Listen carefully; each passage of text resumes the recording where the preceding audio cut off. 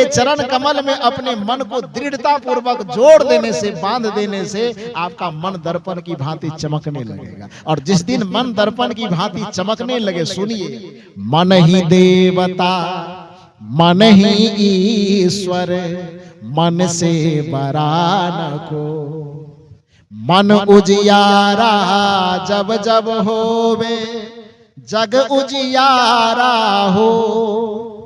जग से चाहे भाग ले कोई, मन से भाग न पाए।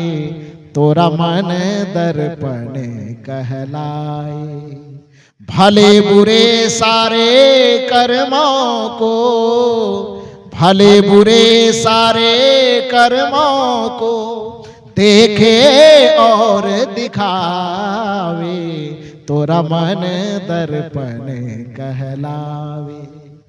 ये प्रत्येक व्यक्ति की जिम्मेदारी है कि जब तक उसके पास जीवन है, जब तक उसके पास जवानी है, जीवन और जवानी रहते रहते हमारे संत और गुरुजनों की पुकार को सुने और अपने जीवन का सुधार करे। क्योंकि जो अपने जीवन और जवानी का सुधार करता है, सच्चे अर्थ में वही अपने जीवन का उद्धार करता है। जो अपने जीवन का सुधार करता है, सच्चे अर्थ में वही भवसागर से पार होता है। क्योंकि जीवन का सुधार ही हमारे उद्धार की पहली सीढ़ी है। कोई व्यक्ति अपने मन का सुधार न करे और भगवान की कृपा से उद्धार होना मान ले तो भरम में फंसा हुआ है। कोई व्यक्ति अपने जीवन का सुधार न करे, मन का सुधार न करे, वाणी का सुधार न करे और किसी पंडित के मंत्र जप देने से वह वैकुंठ पार होना समझ ले, भवसागर पार हो जाना समझ ले, तो इसी को कबीर साहब की दृष्टि में भ्रम कहा जाता है। यदि आप किसी मंत्र से, किसी जंत्र से, किसी तंत्र से, कोई पूजा से, कोई पाठ से, कोई अंगूठी पहनने से, कोई ताबीज पहनने से अपना उद्धार होना मानते हैं, तो केवल और केवल उसमें आपका आर्थिक, मानसिक, वैचारिक शोषण हो रहा है, उससे उद्धार नहीं होता है। क्योंकि उद्धार का रास्ता जब भी खुलता है तो सुधार के दरवाजे से ही खुलता है। जो सुधार के दरवाजे में प्रवेश करता है वही उद्धार के भवन तक पहुंच पाता है। यही उद्धार का फार्मूला है। इसलिए कहा जाता है कि श्री गुरु चरण सरोज रज निज मन मुकुर सुधार, वरनौ रघुवर विमल जसु जो दायक फल। कि गुरुदेव के चरण कमल से होकर के गुजरने पर ही हमें 4 फल की प्राप्ति होती है। और 4 फल क्या क्या है? दिन में भी मैंने जोराया था आपको, टमाटर, तब क्या जोराए थे? कद्दू भी जोराए थे। 4 फल में क्या क्या जोराए थे? अर्थ, धर्म, काम और मोक्ष। ये चारों फल की प्राप्ति जो मानव जीवन का परम लक्ष्य है, परम उद्देश्य है, वो परम उद्देश्य की प्राप्ति जहां पर होगी, इसी पूरे हनुमान चालीसा भी पढ़ने की जरूरत नहीं है। बस एक पंक्ति काफी है। उतने को संभाल लीजिए तो जीवन संभल जाए। कुछ लोग कहते हैं कि कबीर साहब तो सब देवी देवता इधर उधर छोड़ छाड़ देता। कहाँ छोड़े? कबीर साहब या हनुमान जी दोनों एक साथ मिले हुए हैं कि अलग अलग बात कर रहे हैं? दोनों की बातें, दोनों का संदेश एक जैसा है कि अलग अलग? अरे हनुमान चालीसा में पढ़ता हूं तो कभी कभी मुझे लगता है, संदेह होता है कि हनुमान जी भी कबीर साहब से जाके नदी छा ले लिए। हाँ जी, लोग कहते हैं कि भगवान आदमी को आलसी बनाता है। कबीर साहब ने पुरुषार्थवाद का संकेत दिया कि करो बहिया बल आपनी छार वीरानी आस, जाके आंगन नदी बहे सोकस मरे प्यासी। पुरुषार्थवाद का सबसे बड़ा प्रेरणा स्तंभ है कि नहीं? ये प्रेरणा वाक्य है ना ये, करो बहिया बल आपनी छाड़ वीरानी आस, जाके आंगन नदी बहे सोकस मरे प्यास। ये भगवानवाद का समर्थन है कि पुरुषार्थवाद का? पुरुषार्थवाद का है ना। अब हनुमान जी से थोड़ा सा टॉपिक ले लीजिए। हनुमान जी कहते हैं कि यदि अपना कल्याण करना है, भौतिक आध्यात्मिक उन्नति करना है, तो किसी भगवान के भरोसे मत बैठना। तब क्या करना? आपन तेज संभारो आपे, तीनों लोक हाँकते कांपे। या आपको भगवानवाद वाला फॉर्मूला झलकता है कि पुरुषार्थवाद वाला?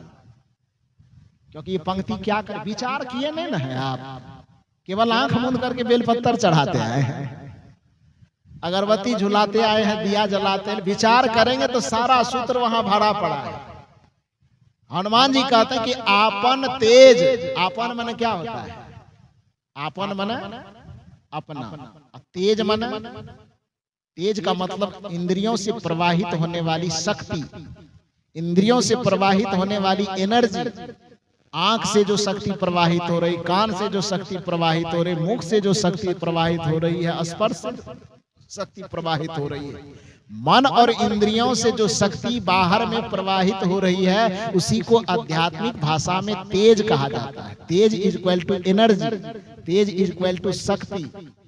उसको जो कहिए तो आपन तेज संभालो, किसके भरोसे? आपन तेज संभालो किसके भरोसे? दुर्गा माई की काली माई। आपन तेज संभालो भोले बाबा के भरोसे कि सत्यनारायण बाबा के भरोसे? किसके भरोसे? तो अपने भरोसे संभालो। आपन आस कीजे बहु तेरा, कबीर साहब का फॉर्मूला है। करो बहिया बल आपनी, ये पुरुषार्थवाद का सूत्र है। और हनुमान जी करें आपन तेज संभारो, भगवान के भरोसे। आपन तेज संभारो ऊपर वाले के भरोसे नहीं ना, आपन तेज संभारो अपने भरोसे। तो अपने भरोसे कबीर साहब जब यह बात करें कि आपन आस कीजे बहु तेरा, जब कबीर साहब यह कह रहे हैं कि करो बहिया बल आपनी छार वीरानी आस, तो ये पुरुषार्थवाद का सूत्र है। तो जब हनुमान जी कह रहे हैं कि आपन तेज संहारो आपे, तो ये पुरुषार्थवाद का सूत्र नहीं है ना जी? और अपने तेज को अपने भरोसे भी संभाल लोगे, अपने वाणी को अपने भरोसे आप संभाल लोगे, अपने मन और इंद्रियों को किसी भगवान के हवाले नहीं करोगे, अपने पाप और पुण्य की वृत्ति को किसी भगवान के हवाले न करके जिस दिन यह समझ लोगे कि हमारे ही हाथ में हमारा पाप छिपा हुआ है, हमारे ही कर्म में हमारा पुण्य छिपा हुआ है, जिस दिन उस कर्म की धारणा को समझ करके और अपने कर्म, वाणी, मन और इंद्रियों को अपने आप से संभालना शुरू कर दोगे, हनुमान जी कहते उसी दिन से तीनों लोग हांकते कांपे, तुम्हारे एक इशारा से तीनों लोग कांपना शुरू हो जाएगा, थरथराना शुरू कर देगा। आपन तेज संहारो आपे, ऐसा नहीं लग रहा कि कहीं हम गलत अर्थ कर रहे हैं, गलत अर्थ की कहीं गुंजाइश नहीं है इसमें, स्पष्ट है। आपन तेज संहारो आपे मतलब अपने तेज को, अपने शक्ति को, अपने मन को, अपने इंद्रियों को संभालो। किसके मार्फत से? अपने मार्फत से, भगवान के मार्फत से नहीं। कमजोर आदमी होता है जो ऊपर इशारा करता है, जाने ऊपर वाला। बिहार में एक कहानी कहते हैं, आप इजाजत दे तो हम कह दो, कहानी सुना दो। कहा जाता है कि एक बार एक गांव में नाच की व्यवस्था हुई। नाच समझते हैं ना, नाच तमाशा रात में लोग उधर करते हैं, इधर भी शायद होता है। तो एक गांव में 2 4 5 10 चोरों की गुट बैठी, जमात, चोर, चोरी करने वाला। और चोरी करने वाले लोगों ने आपस में विचार किया कि भाई ऐसा है कि आजकल अपना धंधा थोड़ा मंदा पड़ गया है, तो इस चोरी को थोड़ा सा बढ़ावा कैसे मिले। क्योंकि अपना अपना जुगाड़, अपनी अपनी व्यवस्था तो सब करता है ना। तो चोर लोगों की बैठक हुई कि धंधा थोड़ा, रोजगार थोड़ा बैठ गया है, तो चोरी को थोड़ा सा बढ़ावा मिले, इसके लिए योजना बनाया। योजना क्या बनाया कि पूरे गांव के लोगों को अपने अपने घर से निकालेंगे रात में। कैसे? कोई उपाय तो करना होगा। तो कुछ लोगों ने कहा ऐसा करने सत्संग कर देते हैं, सत्संग सुनने लोग थोड़े जाएगा तब और कुछ कर देते। कहा ऐसा है कि पूरे गांव के लोग अपना अपना घर बिस्तर छोड़ करके ठंडी गर्मी का परवाह किए बगैर एक ही चीज में शामिल हो सकता है, वो है कोई नाच कर दो। तब पूरे गांव के लोग अपना रजाई फेंक करके वहां पर पहुंच जाएंगे। ये परवाह नहीं करेंगे घर में कोई काम बिगड़ रहा है, कि नींद बिगड़ रही, कि ठंडी लग रही, कि क्या लग रही, इसकी परवाह नहीं करेंगे। सत्संग करोगे तो भले कहेगा कोई आदमी जानना चाहिए, हमको पूछा थोड़े है, हम क्यों जाए। नाच में ये सवाल नहीं करता है कि हमको पूछा नहीं है। तो चोरों ने आपस में विचार किया कि सत्संग करोगे तो पूरे गांव के लोग अपना अपना घर छोड़ करके जमा नहीं होंगे, बस एक चीज में जमा हो सकता है, उस चीज का नाम है नाच। तो रात में नाच कर देना, पूरे घर के जितने लोग, पूरे गांव के जितने लोग होंगे सब रात में 9-10 बजे के बाद इकट्ठा हो जाएंगे, जहां नाच होगा वहां गांव हो जाएगा पूरा खाली।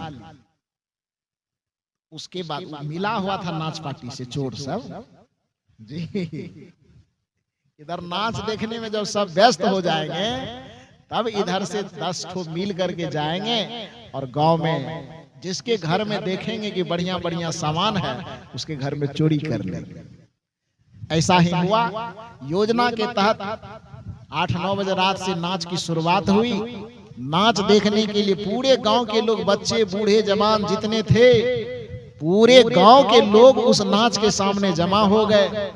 चोरों ने देखा कि अब गांव पूरा सुनसान पड़ गया है, गांव में कोई होगा नहीं, बस वह चोर जिस घर को अपना बनाया था निशाना कि उस घर में चोरी करना है, उस घर में जाकर के वो चोरी के लिए पीछे से प्रवेश किया। और जब पीछे प्रवेश करता है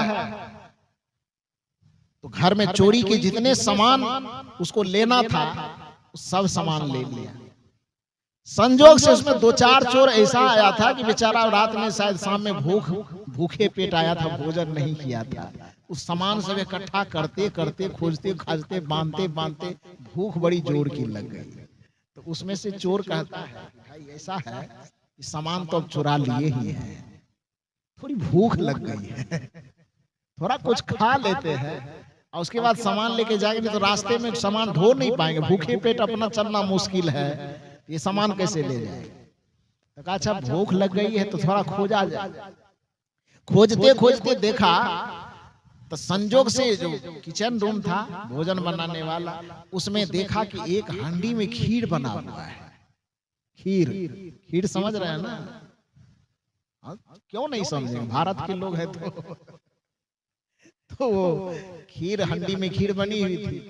तो शायद हमको लगता है कि चूल्हा पे चढ़े रह गया होगा और बनाने वाले को नाच देखने का इतना उतावलापन होगा कि शायद वो नाच देखने चले गए हो, सोचे हो कि नाच देख के आएंगे तो सुबह सुबह गरम गरम खाएंगे। इसी योजना में वो चूल्हा पर वो खीर को चढ़े छोड़ करके सब नाच देखने चला गया। तो वो सामान तो समेट लिया था घर में चोरी करके, और खीर खाने के लिए कुछ प्लेट पत्तल जो भी उसको मिला होगा वो जमा किया। अब खाएंगे, खाने के लिए जैसे ही बैठने वाले थे तो उसी किचन के बगल में एक कमरा था जिससे खर्राटे की आवाज आई। खर्राटा समझते हैं ना? तो खर्राटे की आवाज आ रही थी। तो खर्राटे लेने में नाक से जो बंद था तो एकदम खर्राटा कैसे लेता है लोग आवाज आती है ना। तो आवाज जो आ रही थी तब जो खाने लगा तो चोर को जब किसी की आवाज सुनाई दे तो चौकन्ना होगा ना कि कोई देख न ले, तो थोड़ा सावधान हुआ कि लगता है कोई है, देख लेगा तो परेशानी होगी। तो कोई आदमी पैर दबा करके उसी में से धीरे धीरे देखने गया तो देखा कि बूढ़ी एकदम खटिया पर लेटी हुई है।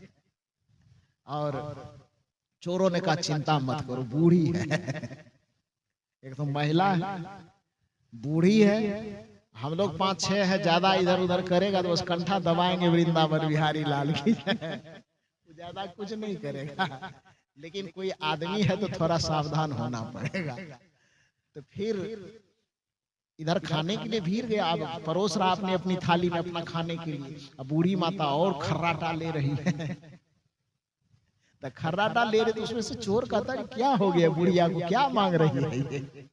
उसी में से एक चोर कहता लगता है खीर बनाया था, सब लोग खा लिया, इस बूढ़ी को खाने नहीं दिया होगा इसीलिए सपने में खीर मांग रही है। क्योंकि खर्राटे में खर खर की आवाज होती है ना, तो जो खर्राटे में खर खर बोल रही थी तो शायद चोर लोगों ने अनुमान लगाया कि इसको खाने नहीं दिया होगा तो इसलिए खर खर कह करके खीर खीर मांग रही है। ऐसा करो कि एक करछुली, एक चम्मच निकाल करके बूढ़ी माँ के मुंह में डाल दो। नहीं डालोगे कदाचित तो उसके हिस्से में यदि खीर खा लिया तो पेट दर्द उठेगा, कोई बीमारी धर लेगी, तो इस वजह से पहले उसको खिला दो तब खाएगा। तो कहा, कोई बात नहीं। वो चोर क्या किया, अभी तक तो टेस्ट किया नहीं था, वो चम्मच से एकदम हंडी में से उठाया, थोड़ा हाथ से छू के देखता तो पता चलता कि गरम है कि नरम है कि क्या है, लेकिन देखा नहीं, हड़बड़ी में था, एकदम हंडी में चम्मच दिया, एक चम्मच निकाला, अब बूढ़ी मैया जो मुंह खोल करके खराटा मार रही थी, उस चम्मच भरा हुआ खीर उसके मुंह में जाकर के डाल दिया। जब खीर उसके मुंह में डाला, बूढ़ी मैया चिल्ला करके उठी, जो भी उसको माँ बाप जो पुकारना हो, एकदम बेतहाशा होकर के पुकारना शुरू की। गरम गरम पूरा मुंह जो पक गया था, इतनी जोर से चिल्लाई, इतनी जोर से आवाज लगाई कि कोई एक आध आदमी सड़क पे जा रहा होगा नाच ही देखने, वो सुन लिया, हल्ला किया, बस नाच देखना छोड़ करके बहुत सारे आदमी दौड़े दौड़े उधर से आए। चोरों ने कहा तो बड़ा मुसीबत आ गया, बुढ़िया सबको फंसा दिया।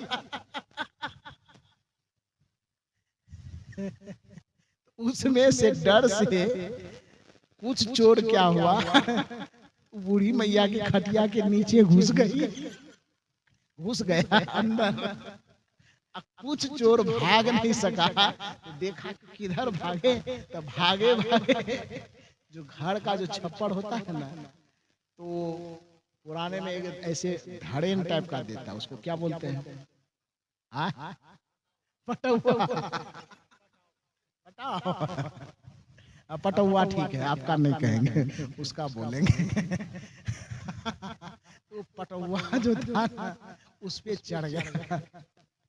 जब लोग जमा हुए घर में, लोग जमा होकर के पूछते हैं बूढ़ी माता से, खीर खाना ही था,